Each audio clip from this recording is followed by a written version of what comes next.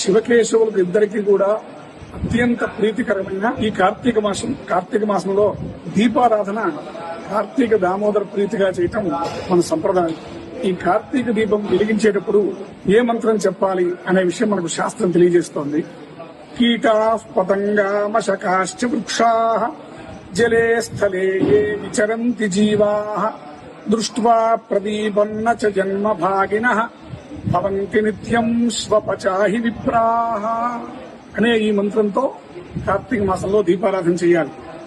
ఈ మంత్రం యొక్క భావన ఏమిటంటే, ఈ దీపాన్ని ఏ కీటకాలు, పశువులు, పక్షులు, అలాగే నదీ తీరాల్లో కూడా దీపారాధన చేస్తారు కాబట్టి జలచరాలు, భూచరాలు, అలాగే అనేక పాపాలు చేసినటువంటి వ్యక్తులు ఎవరైతే ఈ దీపాన్ని చూస్తారో ఆ దీపాన్ని చూడడంతోనే వాళ్ళ పాపాలను కూడా పటాపంచలు అయిపోతాయి, వాళ్ళకి ఆ భగవంతుడి అనుగ్రహం కలుగుతుంది అని మనకు శాస్త్రం తెలియజేస్తుంది.